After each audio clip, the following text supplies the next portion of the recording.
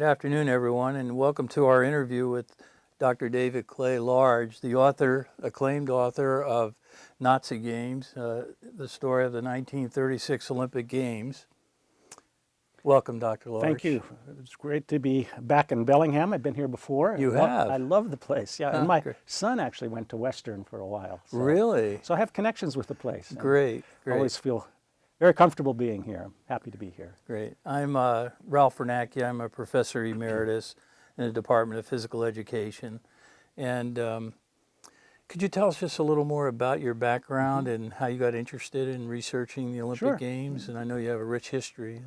Yeah, you know, I first got interested in the idea of doing a project on the Olympics when I wrote a big biography of the city of Berlin from 1871, when it became the capital of the newly unified Germany, up until 2000. And as I was working on that, it occurred to me that one of the key moments in the history of this city was the Olympics in 36. So there was that. Plus, I've done a lot of work on National Socialism, the history of the Nazi movement, and it was clear to me as well that the games, those 36 games, were crucial for the Nazis. So I put those two things together and had an editor who thought the project was very interesting, and we both understood that there were new documents becoming available at the time which would allow one to tell the story in a somewhat different way than it had been told before. There was an earlier book in the 70s that I think was quite good and successful, but that was done before any of the documentation became available. Mm-hmm. I did have to sue the West Germans to get some of the Really? Wow. material that I wanted, but eventually I got all the police reports and so forth and so on, and it was interesting. Well, in reading your book and your portrayal of the events, and I was struck by how comprehensive your treatment mm-hmm. was. And that was different. I've read several of the other books related to the 1936 Olympics. Why did you think presenting that context was so important? Yeah, I think in the first place, I think there's nothing more political and nothing more contextual than big-time sports. And I don't think they can be understood just as sports. They have to be understood as parts of a society, parts of a culture, parts of a particular political milieu. Otherwise, you misunderstand of what they're really all about. The athletes would like to think that they're just about sports, and of course, for some of the participants, that's true. I mean, they're interested really in nothing but their performances. But if you take the whole thing together, the spectacle of these high-level sporting events, whether it's the Olympics or the World Cup, you know, it's very political, and it takes you into the culture of the country that's or the city that's sponsoring it and hosting it. And so for me, as a political historian and social and cultural historian, I needed to look at all of that.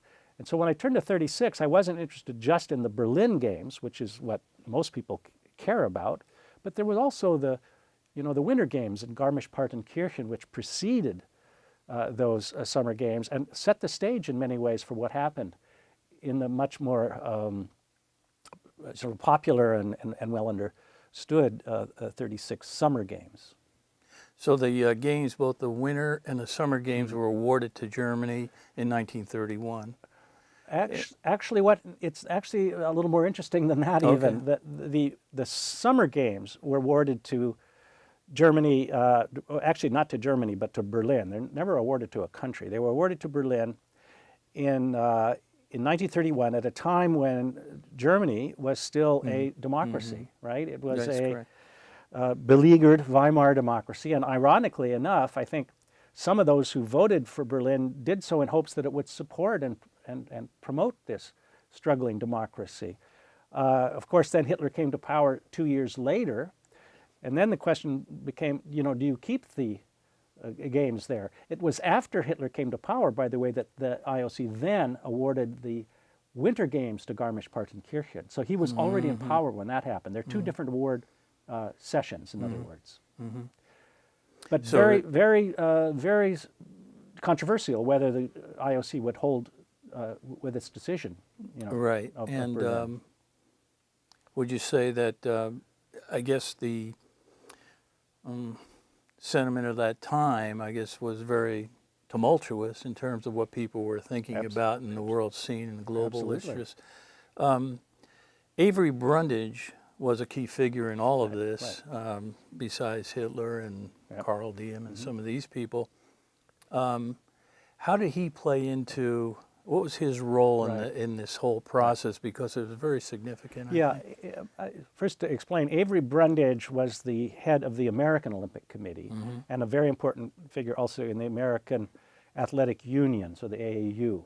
So a terribly significant person in American sport.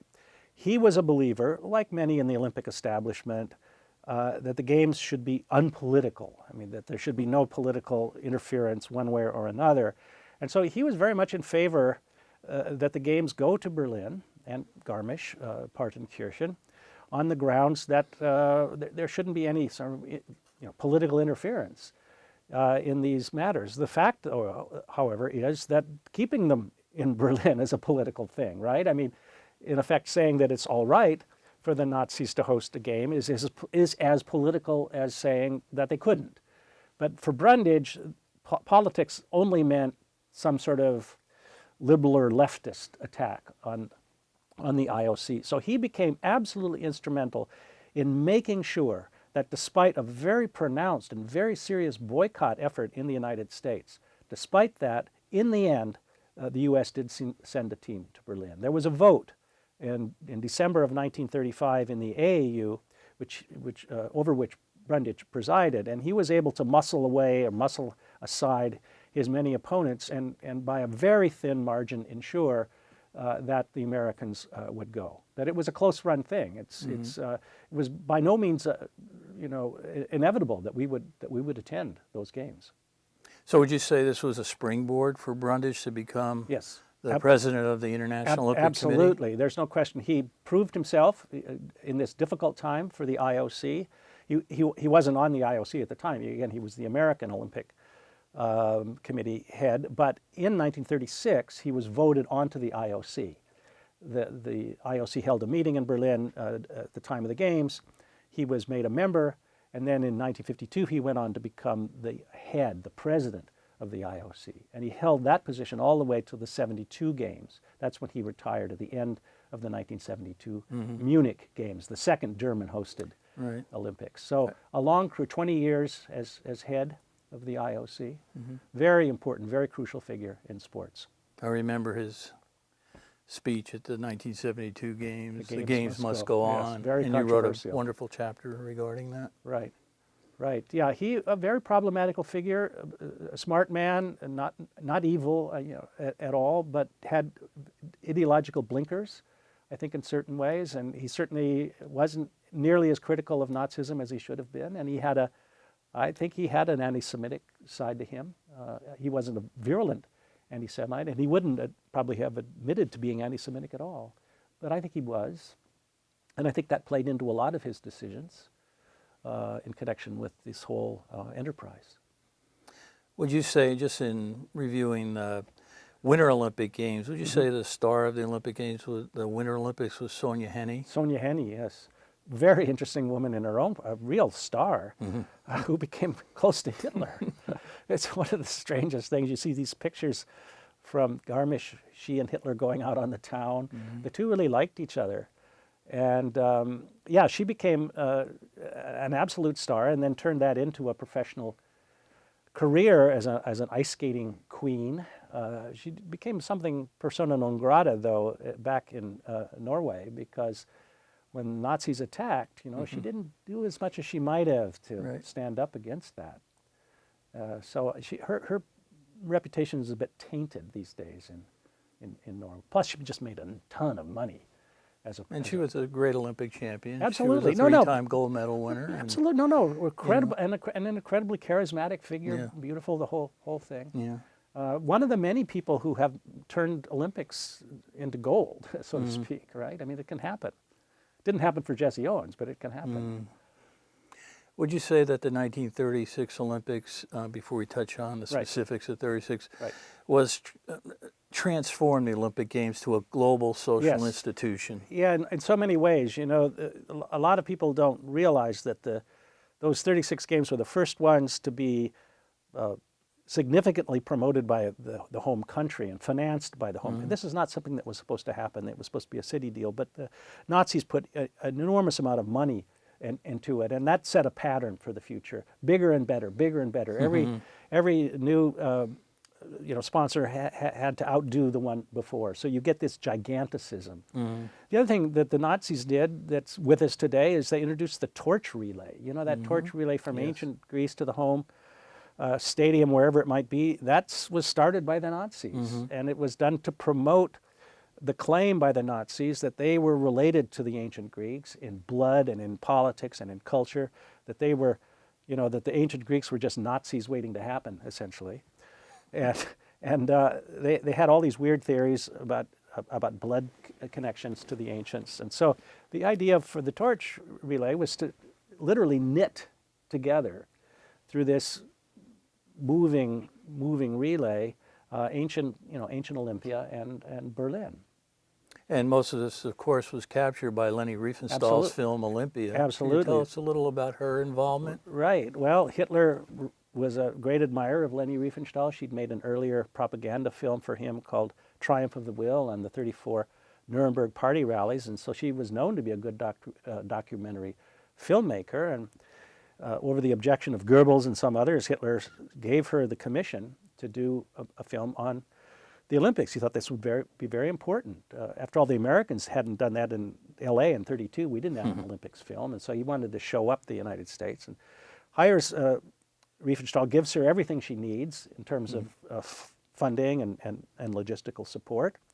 And she did produce an incredible film, including the section which follows the relay in part from Athens to Berlin. Not every stage of it, obviously, but she herself was very interested in that part of it and sent her film crew down there to capture the lighting, in Olympia and all the rest of it. So you get this whole classicism in her film. The prologue starts in ancient Greece, right, and you get this sort of gauzy imagery of ancient Greek athletes and so forth and so on. The idea being that there's a direct connection, because the discus thrower, the ancient discus thrower, morphs in the film slowly into a German, into a German champion, and that's obviously very, very, very telling. It's a brilliant piece of cinematography, but it's also propaganda. She claimed, Riefenstahl always claimed, that it was just pure art, just pure cinema and neutral, but it's loaded. It's loaded with sort of Nazi aesthetics and ideological baggage. It really is. Which is not to say it's a fascinating film. It is a fascinating film, but it's not neutral. Well, there are many other innovations at the game. The games were televised. Absolutely. A lot of people don't know that. Absolutely. No, the Germans did put on something that was very special. That you mentioned television. Now, the television was primitive in those days, but it started something that it was absolutely crucial for the Olympics. The Olympics are as rich as they are now. In fact, the only reason they ultimately survived as a movement was television. Without television, I think the Olympics would have died. They were in very bad shape in the early 80s. They were almost bankrupt. It looked really bad. And Juan Antonio Samaranch came in. They began to really promote television, pushing contracts with TV companies that were very beneficial to the IOC. They really worked on merchandising and on licensing and relations with big companies in ways that they hadn't done as much of before. And through that, we're able gradually to climb out of the trough and become one of the most wealthy athletic enterprises in the world today. But this was a close-run thing, again. And television is at the essence of this. And who started the TV? Well, the Germans. Plus, the Germans were the first to have significant radio all over the world. There's incredible radio programming, which enabled people from everywhere in the world to hear what was going on in Berlin. They were sophisticated, and they were sophisticated in how they advertised the games. They sent out zeppelins to promote the games, and a train that went all over promoting the games. I mean, these people were very, very modern in that regard. And yet there were some interesting happenings that you can't account for, like the basketball final. Well, can you tell us about that? It's right. very interesting. Well, they introduced basketball as an Olympic sport. in 1936. You know, the organizers didn't know much about basketball. I mean, how it should be played. So they didn't even have an indoor basketball court. They put it on a clay tennis court outdoors. They took some chalk and they chalked in a key, you know, the basketball key, and some boundaries and so forth and so on. But it was, you know, it's on clay, and then they didn't even have regulation basketballs. They built their own ball, which was a little bit smaller than regulation, and it was light as a feather, which is a problem if you're playing outside, right? The wind will blow the thing. So you take a shot and whoa, you know. And of course it rained then for the final, as inevitably it would, right? The rains came down and turned this clay into a mud field. So you had the Americans versus the Canadians in the final, and they're sliding all over the place. It looked like a hockey match or something. And the final score was 19-8 in favor of the U.S. I mean, they could barely shoot. When they did, the ball, you know, went out of bounds. They had to go get it. The chalk key was gone, so you couldn't know where to shoot three throws anymore. I mean, it was just a total mess. And that is an unusual example of German ineptitude. Right. You know, we think of the Germans as totally competent, and generally they are in these matters. And I should say most of the venues were great for 36. The track was brilliant, was the fastest track ever.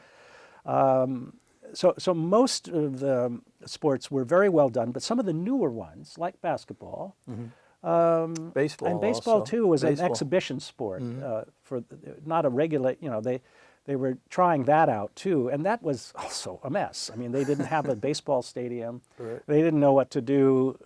This crowd was completely clueless. You know, they'd applause at every pop-up, you know, and boo at the ground balls. So whether they were hits or not, but that, you know, that's, in a sense, they can be forgiven for that because these are brand new sports. They should have done better, but they didn't. I would argue that there was a greater fiasco for the soccer in 36. There was a terrible Donnybrook in the soccer match between, it was the Austrians and the Peruvians, which got out of hand entirely. The Peruvians started to lose against the Austrians, and the Peruvians in the crowd got really mad. They thought the game was being badly officiated. So they stormed the field with revolvers. They were armed. And they grabbed onto the referees and the Austrian players, allowing the Peruvians to kick 2 goals because the Austrian players were all, you know, out of combat, so to speak, and the Germans and the IOC just didn't intervene with this, except to say that the final game would have to be held without any, that there should be a rematch between Peru and Austria because of this fiasco, and there couldn't be any fans there, so the Peruvians refused to participate. They left the games. So that kind of thing happened, and that was, I think, that did reflect badly on the German organizers. They should have had some that. people would say that things haven't changed much, Yeah. much in world soccer. Right. Oh no, exactly. You know, as I think it was Churchill said, you know, the Italians play soccer like they fight wars, and fight wars like they play soccer. You know. No, it's true. These problems are perennial. It's just that the Germans should have been, I think, more on top of things at that soccer match. That's a sport they know, after all, and they had a good stadium for it. But the basketball is a joke. It was a different story in Munich in '72. You remember that? I remember that. You had a different problem. A good stadium. A few do-overs. Yeah, a good, but a wholly different charade. I guess the most high-profile athlete at the games was Jesse Owens. Absolutely. Do you have some thoughts about his performance? I do. I know it has so many ramifications. Go Yeah. ahead. You know, one thing that's interesting is that early on, Jesse Owens said he was going to boycott the games. He was under a lot of pressure from the NAACP to boycott. And he gave a radio interview early on in which he said, you know, if there's evidence of racism against Jews or blacks in Germany, I'm not going. And that many people thought that was great. They thought this was a good sign. His coach was aghast, and his followers were upset and convinced him that this was not a good idea. And eventually, as we know, of course, he went, as did many other American blacks, by the way, in 36. It was an amazing performance by the blacks, not just Jesse Owens.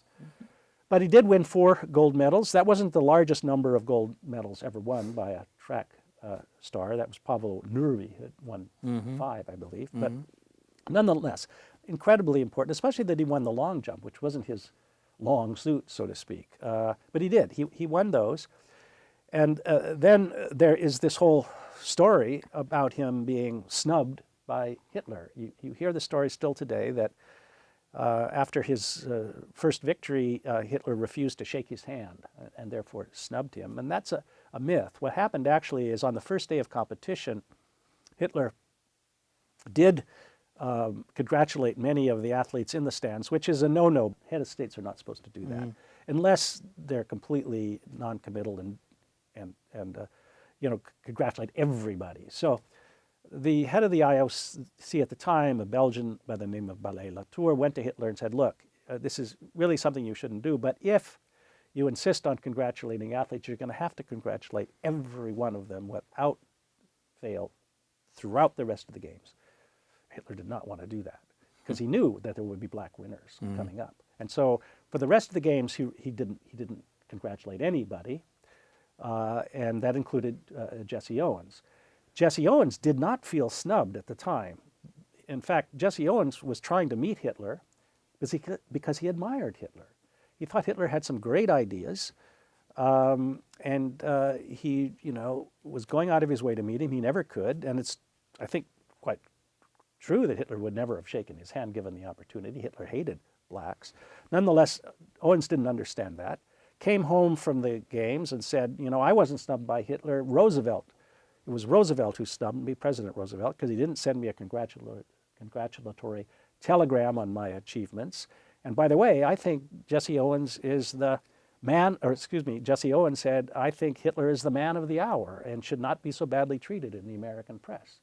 And in 36, Owens went around campaigning for Alf Landon against Roosevelt for the presidency because he really believed that, as he said, Roosevelt is a socialist and is bad for America. So that's a side of Jesse Owens that I think a lot of people don't realize. He was certainly a great athlete. He was a great athlete. Oh, I think absolutely. one of the most poignant things I've ever seen in sport, courageous things, was in the movie Jesse Owens Returns to Berlin. That's right. Bud Greenspan portrays his That's right. duel with Lutz Long. Exactly. But for them, at the end, Lutz Long helps Jesse Owens get his marks so he qualifies So for the he can- final. for the- And Jesse Owens ends up defeating Lutz Long. Lutz comes in second.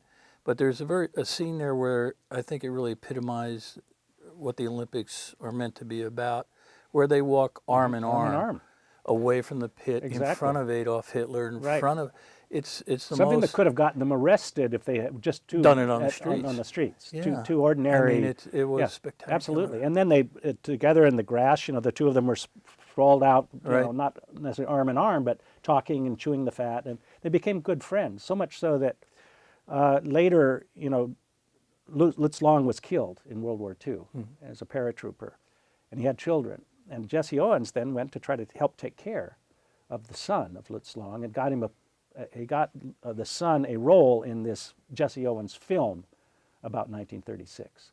So they continued to correspond, and that was a good side of Jesse Owens, no doubt about it. He really admired Lutz Long and vice versa, and Lutz Long, as you say, helped him.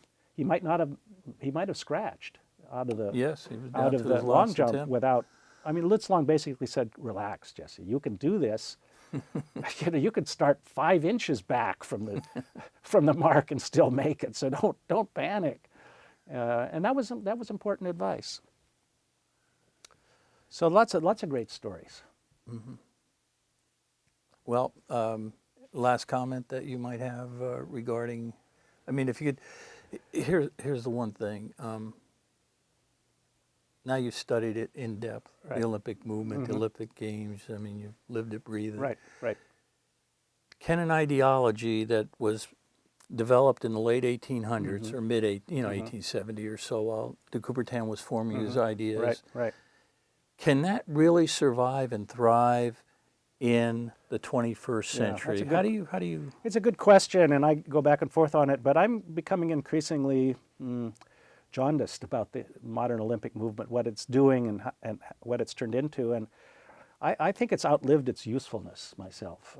I know it's going to continue, but it'll continue under very problematical circumstances. The costs just of organizing them will continue to escalate because of security. You know, it's now everybody is so, rightfully afraid of attacks that, you spend enormous amounts of money on security, and you have to ask yourself, is it worth it? Is it really worth it? Is there another way to do this?